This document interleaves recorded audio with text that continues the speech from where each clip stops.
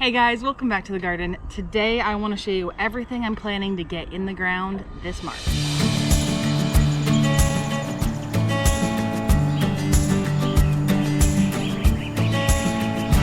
I'm going to start with flowers. There are a ton of flowers we can get in the ground right now, but they all have to hit one of three goals for me. It needs to feed the pollinators, have a culinary use, like use it in food, or an herbal use like a tea, like chamomille, or it needs to just be beautiful and make me happy.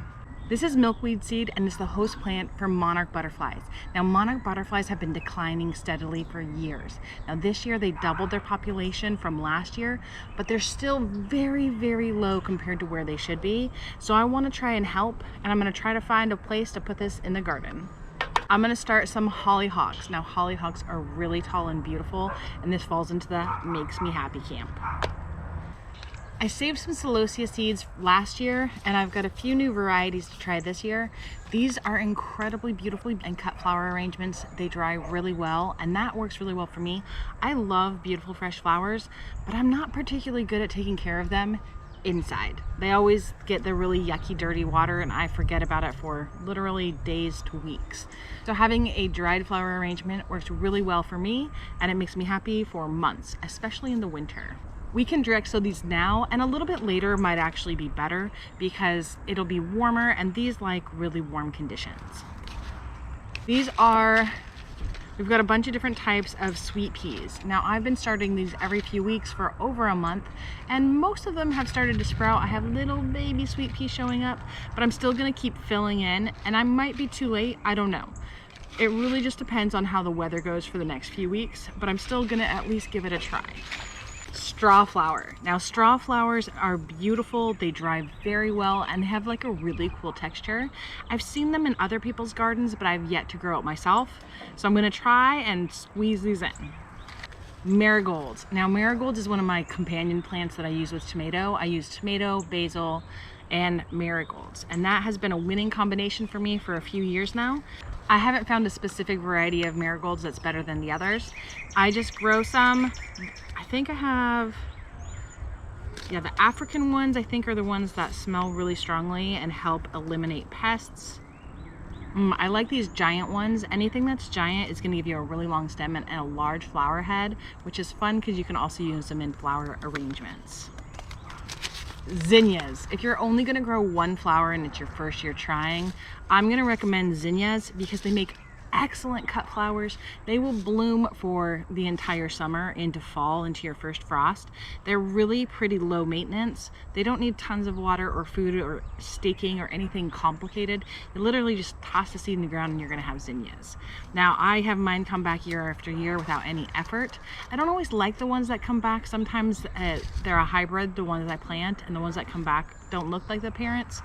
But I love the green ones. Green flowers, I don't know what it is, but lime green flower has my whole heart. They're just so, I honestly don't know how to describe it. They just really make me happy. So I'm going to be planting some lime green ones. I have probably 50 different varieties inside, but I also really love the cactus mix. So the cactus looks like a little flower, it looks like a firework as a flower, and it's really fun. So I'm going to definitely be starting some of these, and I direct sow those. Most of these, there's a few over here, but none of the ones I've talked about yet do you have to pre-start. You can just direct sow. Celosia has really small seeds, so I'm probably going to pre-start those just because it makes it easier to control where they get planted out. Sunflowers. Now sunflowers, I use a companion plant for many different plants in the garden because the stupid leaf-footed bugs love these, and it's an excellent trap crop that they'll go over there and I can just vacuum them up with my shop vac. These ones don't make seeds, but there's a lot of varieties that do. I'll also be starting some giant ones that make a huge seed head, and I use that to feed the birds all winter long. Butterfly flower. Now butterfly flower I've never grown myself, but it feeds the butterflies. I'm in. Verbena. Now I already have some verbena growing, but this has multicolors and I'd like to kind of just see what the different options are. Echinacea or purple coneflower. This one is a perennial. It will come back year after year once you establish it. And I want to put this in my cottage garden that is currently a disaster of bamboo. But if I can get this growing, that's really going to motivate me to get that deep cleaned and ready for flowers. Cosmos. Now I have grown these for multiple years with very little success. The first year I planted them in the middle of the hot summer. The second year I overfed them with nitrogen and got only leafy greens. So this year I am hoping that if I start them from seed, I'm going to start them in little trays and then plant them out, that hopefully I get some beautiful frothy cosmos in my garden. Ammi. Now Ammi is also called bishop's flower. It's a weed, but from most people's perspective, it's a wild carrot. Has a big white flower head that's I think it's called an umbellifer. I don't know how to say it, but it looks like the word umbrella, and it makes kind of an umbrella shape, and it's gonna bring in tons of your pollinators. So it's gonna bring in my good bugs, like I can see them in my head, ladybugs. That shape of flower brings in a ton of ladybugs. Now I'm switching over to herbs right now. This is dill. Dill also has that umbellifer, I don't know, that umbrella shaped flower, and it brings in tons of those bugs. So it brings in your ladybugs. It also is going to be a great place for swallowtails. Swallowtail butterflies love to eat your dill and your parsley. Now I totally am fine with that because I plant a ton, but just know that if you want to have a beautiful garden that welcomes in the birds, the bees, the butterflies, plant extra for them. So I'm going to plant about 10 times more than I want, so I'm not stressed when they come in and eat most of it. Thai basil. Now this is some Thai basil seed. This is Thai basil seed that I've saved over the past few years. It has really tiny seeds. We're talking the same size as the Celosia. This is going to make really good. It's really good in your herbs. It's amazing in any of your Asian food. I love it in a ramen, just a quick ramen. You top it up with some herbs on top, some fresh green onions, some chili oil, and some nice Thai basil on top. Chef's kiss. Fantastic. Also, really great greenery or filler for your bouquets. I grow it all season long and it doesn't mind the heat at all. It thrives in our ridiculous Texas summer. So this is great for if you want to grow flowers. It has beautiful purple spikes that you can use in your arrangements as well. It smells great. Easy. I haven't needed to plant it in a few years. It just self-seeds, and whenever it shows up, I just transplant it to where I'm happy with it. Coriander or cilantro. So this is some seed I've saved from the past few years. All I'm going to do is start a bunch of it.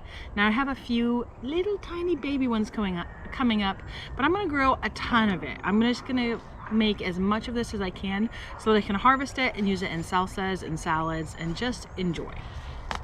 Nasturtiums. Now nasturtiums I use as a companion plant with my potatoes. So I've already planted my potatoes for the year. They haven't popped up yet, which makes me a tiny bit worried, but I'm trying to have faith. So we're gonna start some nasturtiums. We're just gonna direct seed these. These are gonna go right in the ground. They have fairly large seeds, so they're not super fussy. Calendula. Now calendula I've grown for a few years. I make a salve with it. All you do is you infuse some oil with the calendula petals, and it's really nice on your hands after you've been working in the garden, because the garden really is going to dry your hands out. But calendula is a beautiful cut flower. It has medicinal purposes when you infuse it in oil and salve, and it's just it's pretty easy to grow, pretty pest free. 10 out of 10 in my book. I don't know how you say this. Achilla, but this is yarrow. So it's another name for yarrow, and we've got multiple colors. So I'm going to start some more of this so that I can have some beautiful established yarrow. Now yarrow does have medicinal properties. I'm not particularly interested in trying it because it's for stomach issues, I believe. It's not something that you take daily for health. It's to help with specific problems. But the flowers are very low fuss. Now I've never grown them, so this is just from my research. They are drought tolerant, they don't need high nutrients, they don't need a lot of fuss or care, and they're supposed to be perennials. So once you get them established, they'll come back year after year, and anything that you do once and it takes care of itself, winner in my book. These are our more traditional herbs. We've got basil. Basil is part of my favorite companion plants, tomato, basil, and marigolds. Now, I can start it from seed. It takes a while, and I find it to be a little bit finicky. I'm just gonna go pick up a plant from Bonnie's. Now, I went to Bonnie's last week, and they were out of basil because it's so popular, so I'll just swing by again and pick some up. Chives. Now, chives typically grow really well from seeds, and they'll reestablish themselves each year, so they'll self-seed and you'll get more and more chives each year. Now, I've had trouble with it here in not Arizona. I've had trouble with it here in Texas. When I grew up in Washington, these were one of the easiest things to grow. I think because we had so much rain that the ground was fairly moist, and it was always going to be well taken care of just naturally. But I'm gonna try getting some of this started in my herb garden. Chamomille. Now, chamomile makes great tea, beautiful cut flowers, and it just makes me happy when I see it. So I've already started some a few weeks ago. We started those together, and I put some in the ground this morning. So I might start some more just so that I have succession planting, which just means every few weeks you start some more of whatever you love so that you keep having more and more harvests. Veggies. Now I have 3 main things that I want to try to get in ASAP. It's going to be corn, because I want to grow the 3 sisters. So I'm going to have corn, squash, and green beans all growing together. The corn you need to start a couple of weeks before your green beans that are going to grow up them so that they have time to establish and outgrow the green beans. Otherwise your green beans are going to strangle your corn. So you start your corn first, then a couple weeks later you start your green beans, and a couple weeks after that you can grow your squash. Depending on what kind of squash, I'm going to do winter squash. I'm going to do butternut with it. Because the butternut takes over the ground, it could suppress the ability for your green beans and your corn to germinate well, because it'll just shade them out. So you want to get those started first. So right now I'm going to do corn. In a week or 2 I'm going to start green beans, and a week or 2 after that I'll start my winter squash.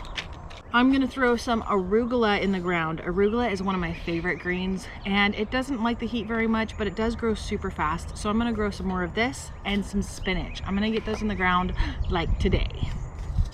And carrots. Now, I've started carrots a few times, but in each case I have messed up. I had either a broken watering system, or I forgot I had planted them there and literally planted something else there on top of it and ruined their germination. So we're gonna try a couple more times. Honestly, I'm just gonna keep trying. But this is about the end of the ideal window to plant some more carrots. Now, I overwintered my eggplant from last year, but it is a good time to go ahead and get some started right now. I would start it in trays inside, and then as you pot it up, so in about 2-3 weeks, once it's a little bit bigger, you're gonna go ahead and pot it up, and then at the end of March, middle of April, get it in the ground. So go ahead and get these started inside. Cucumbers. Now, my favorite, this is a good one. This is Marketmore. Marketmore is a great regular cucumber, but my favorite is actually Armenian cucumber. I don't have a packet for it, but the Armenian cucumber is technically a melon, which matters if you're allergic to melons. I don't think you can do it, but it thrives in our heat. It does need consistent water to stay sweet. They grow super fast, super prolifically. They're gonna give you a bumper harvest, and they don't mind the heat at all. They're just gonna keep producing all through the summer. Love them. The more traditional ones, you want to get in the ground as soon as possible because they don't like the heat. Once the heat hits, they kind of go bitter. Summer squash. I'm going to be getting my summer squash in. My goal is by the next, 2 weeks from now, I want to have it in pretty quick. That allows it to establish before the super hot heat gets here. A lot of times I will use tomato trellises to help grow these up vertically. Now, squash vine borer is going to be a problem the whole time. I have 3 tricks I use for this. I'm going to wrap the stem in foil. Now, that's kind of a pain. It's labor intensive. I don't mind it for the summer squash because the summer squash stem isn't like 30 feet long, but that totally works. And I'm thrifty, so I used foil. Something from like when I put it on top of a casserole or bread or whatever I'm cooking, baking in the oven. That foil, all I do is I reuse it here in the garden. The second thing I do is I inspect my plants every single day. In the morning before I head out to work, I walk the garden and I just kind of check things. Now, keeping up and checking every single leaf for squash vine borer is not realistic for me. I do come out, and if I see damage on the stem and I see signs of the squash vine borer, then I go ahead and immediately inject that area with BT. So the BT, I use just a syringe from the agricultural supply store, and I inject the BT right into the hollow stem, and it kills it right then. So we kill the bug, don't have to worry about it. Typically I'll wrap that part of the stem with foil just to keep it closed and protected, and that's pretty simple. And then the last thing that I do is on the winter squash, because it's too much work to try to wrap all the stems, is I don't grow the winter squash vertically. I grow it on the ground, and it'll root at every node that's touching the soil. So as it grows, I just kind of pull back the mulch and I'll allow it to root, and I'll cover that over. Now the squash vine borers do attack it, and they do get into the vines, but because it has roots all along it, it has an ability to recover from part of it dying and part of it being damaged. And that has been the easiest method for me. All right. The last vegetable that I'm trying to get in is different types of green beans. I want to highlight 3 of them. One is Yardlong green beans. Now, Yardlong green beans are also called Chinese noodle beans. They are prolific, they're very easy to grow, and they love the heat. So I wait to plant these to end of March, beginning of April, but I do want to let you know about them now so you can order seeds or pick them up if you see them. So Yardlong green beans, Chinese noodle beans, I don't know if there's another name for them, but that's what you're looking for. I got these, I want to say I got them from Etsy, I don't remember, but they grew really well. I saved some seeds for this year, fingers crossed.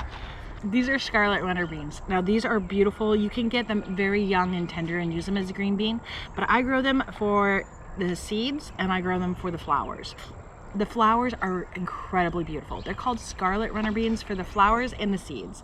The flowers are beautiful, bright red, bringing in hummingbirds, butterflies. All of the beautiful beneficial pollinators are going to be here for these flowers. They grow tall, so they grow 15 feet tall, so they'll go up and over an archway for you to make it just beautiful and lovely to be in. The seeds you can cook like a navy bean or a lot of other beans that you have on hand. The really immature green beans you can eat as a green bean, but I haven't found them to be easy to get at just the right stage. They're kind of a pain in the butt to get that early, so I prefer to just wait, let them go to seed, then I have seeds to plant next year, and I can use them in soups and things like that. We have the most luck with Kentucky Wonder and Blue Lake pole beans. For the 3 sisters, I'm going to be planting the corn, the green beans, and the squash all together, you know, at those staggered times we talked about.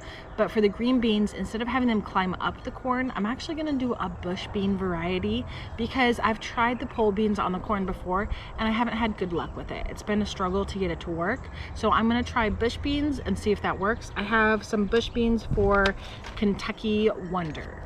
And I think that's everything. That is a ton of stuff that we can start right now. It's really green lights go. Now I'm gonna go ahead and get my tomatoes in the ground, hopefully this week, but I do wanna give you just a little word of caution.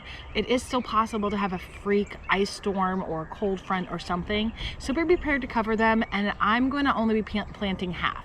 I started double the amount of tomatoes that I need, so I'll put out 1 of each variety, and I'll have at least 1 in reserve, so that if something happens to the ones that I'm planting in the ground, I still have my backups and reserves, and I'm not fighting everybody else after the storm to get the few tomato plants left in the different stores and nurseries. All right guys, bye.